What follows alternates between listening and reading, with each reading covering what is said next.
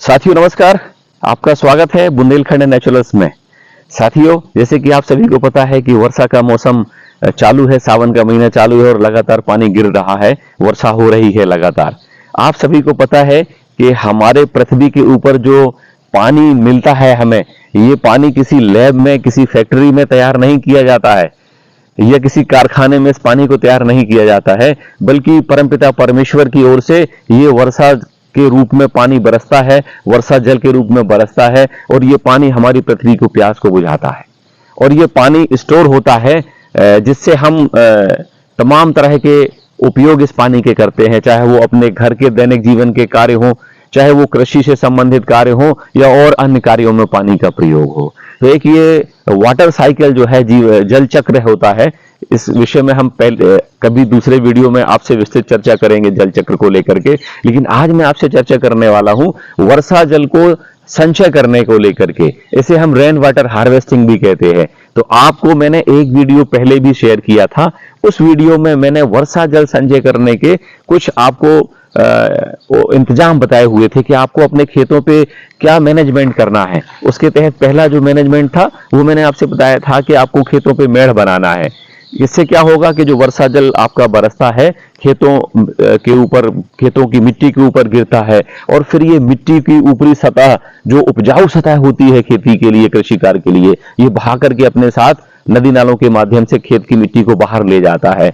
और दूसरा क्या होता है कि जो वर्षा जल है वो हमारा जो कैचमेंट एरिया था खेत का, हमारा वो कैचमेंट एरिया के लिए ही वो वर्षा जल था, उसकी सींच के लिए या उसकी जमीन की प्यास बुझाने के लिए।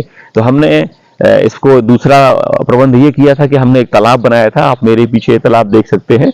ये तालाब पहले मैंने आपको दिखाया था, बिल्कुल तली इसकी दिख रही थी और ये लगभग 4 से 5 मीटर गहरा तालाब है। आप देख सकते हैं लगभग पूरा तालाब भर चुका है और इसमें हमने अभी तालाब को तैयार कर रहे हैं, पानी पर्याप्त आ चुका है। इसके बाद हम इस तालाब के पानी का उपयोग अपनी कृषि कार्य में करेंगे।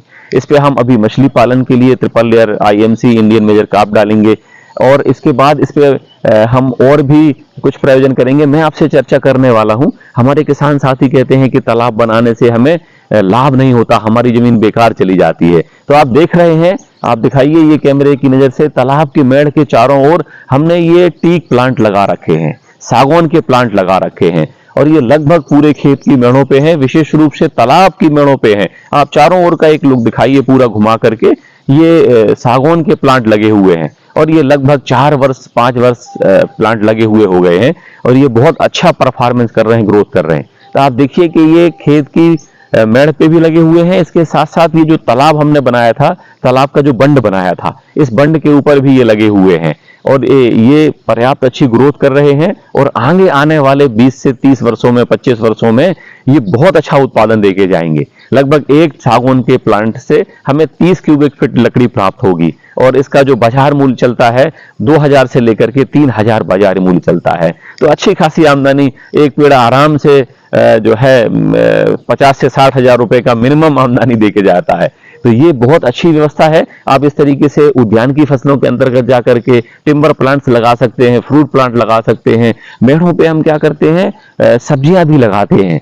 तो ये सब्जियां हमें अतिरिक्त लाभ देती है। तो एक तो तालाब की मेड़ पे हमने सब्जी लगा दी जिससे हमें अतिरिक्त लाभ मिलेगा। तालाब की मेड़ पे हमने मौसमी फसलें, अरहर है या और अन्य जो फसलें हैं वो लगा दी, उससे हमें लाभ होगा। तालाब की मेड़ के चारों ओर हमने, आप देख रहे हैं कि टीक प्लांट सागौन लगा रखा है। तो ये आने वाले हमें 25 से 30 वर्षों में एक मुश्त लाभ देगा, इकट्ठी इनकम कराएगा। और लगभग अगर हम 100 पेड़ों की बात करें तो 100 पेड़ों से हमें 50 से 60 लाख रुपए एवरेज इनकम आने वाली है 25 साल के आसपास की। तो इस तरीके से आप जो जमीन बेकार पड़ी रहती है तालाब की बंड पे, उससे आप अतिरिक्त लाभ ले सकते हैं। और बात करूं मैं तालाब की, जो हमारे यहाँ पे जल स्टोर है तालाब में, ये जल तो अमृत है। कृषि का एक मूल सिद्धांत है, किसानी का एक मूल सिद्धांत है कि खेती करने वाले किसान के पास सबसे पहले स्वयं का पानी होना चाहिए, स्वयं का बीज होना चाहिए, स्वयं की खेती होना चाहिए। वो किसान स्वावलंबी किसान होता है और वो किसान जो किसानी करेगा वो किसी भी दूसरे व्यक्ति के ऊपर निर्भर नहीं करेगा। उसके पास स्वयं का खाद, स्वयं की बीज, स्वयं का पानी होगा। ये पानी हमारा स्वयं का स्टोर हुआ है और इस पानी को हम अपने खेतों में लगाएंगे आवश्यकता पड़ने पे, फसलों में सिंचित करेंगे आवश्यकता पड़ने पे। और इसमें एक सिद्धांत होता है, अगर मछली पालन आप करना चाहते हैं तो लगभग 1.5 मीटर पानी में मछली पालन आसानी से किया जा सकता है। अगर हम ट्रिपल लेयर की बात करें, आईएमसी में कतला, रोहू, नैन हम डाल सकते हैं। चाइनीज कार्प की तरफ भी हम जा सकते हैं। इस पे हम silver carp, common carp, grass carp या बिग हेड, अन्य प्रजातियां हम ले सकते हैं। इसमें हम स्नेक हेड भी ले सकते हैं। तो बहुत सारे विकल्प हैं, पंगेसियस भी है, तमाम तरह की मछलियां हैं। आप इन विकल्पों को शामिल करके अपने खेत तालाब बनाएं और उस खेत तालाब में मछली पालन करें। और मछली पालन करके आप उस जो तालाब है, उस तालाब में अतिरिक्त आय कर सकते हैं। अगर आप 20 बाई 22 बाई 3-4 मीटर गहरे तालाब की बात करें हम, तो ऑन एन एवरेज हम 1 से 1.5 लाख रुपए की आमदनी प्रति वर्ष उस तालाब से निकाल सकते हैं। तो एक तो हमने वर्षा जल संचय कर लिया, रेन वाटर हार्वेस्टिंग हो गया। दूसरा, हमने इस पानी का जो अतिरिक्त पानी था तालाब में, उस पानी को खेतों में लगा करके हमने इस पानी से फसलें प्राप्त कर ली।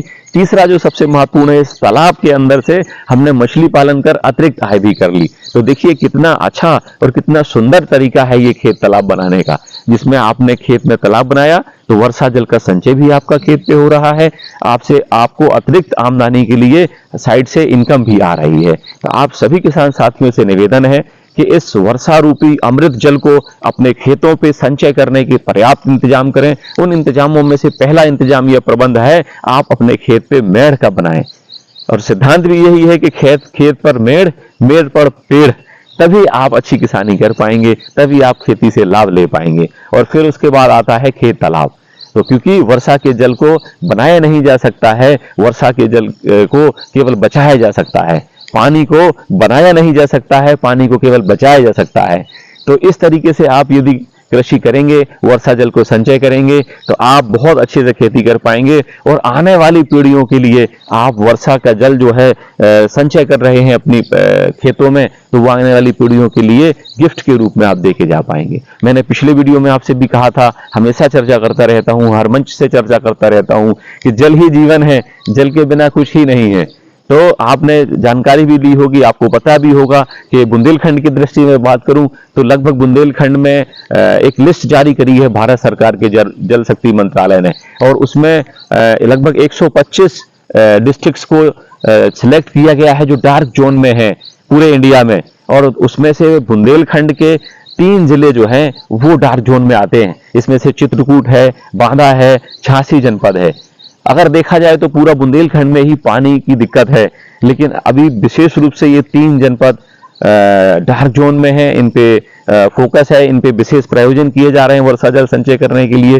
तो हम किसान साथी भी खेत तालाब बना करके, खेत में मेड़ बना करके इस महायज्ञ में आहुति दें, अपना अंश दें और वर्षा जल को संचय करें, जिससे आने वाले भविष्य में, आने वाली पीढ़ियों के लिए जल संकट ना हो। आपको पता है लगभग 2002 के आसपास चेन्नई में एक जल संकट खड़ा हुआ था, जिस जल संकट में चेन्नई में जो वाटर लेवल था जमीन का, वो लगभग 1500 से 2000 नीचे चला गया था। आपको पता है कि साउथ अफ्रीका में एक शहर है जहां पे भूमिगत जल खत्म हो चुका है। सरकार ने वहां पे हाथ खड़े कर लिए हैं और उस एरिया से पूरा जल समाप्त हो चुका है। तो आज आवश्यकता है हमें इस पूरी पृथ्वी पे वर्षा जल को संचय करने के लिए, जल को संवर्धित करने के लिए। तब हम अगली पीढ़ी को ये वर्षा रूपी जल गिफ्ट में दे पाएंगे, उपहार में दे पाएंगे। अन्यथा आगे वाली जो पीढ़ियां हैं, आगे आने वाली जो पीढ़ियां हैं वो जल के लिए परेशान होगी, जल के लिए संकट में रहेगी। तो आज आपसे विनती है कि सभी लोग वर्षा जल के लिए खेत पे मेड़ बनावें और इसके बाद अपना खेत पे तालाब बनावें, खेत तालाब बनावें। इस तरीके से हम वर्षा जल संचय कर सकते हैं। आपसे विनती है, केमिकल मुक्त, जहर फ्री आप खाद्यान्न उगावें, फसलें उगावें, उनको खा करके स्वयं स्वस्थ रहें, अपने परिवार को स्वस्थ रखें, देश को स्वस्थ रखें, आप समृद्ध बने। धन्यवाद। जय हिंद, जय बुंदेलखंड।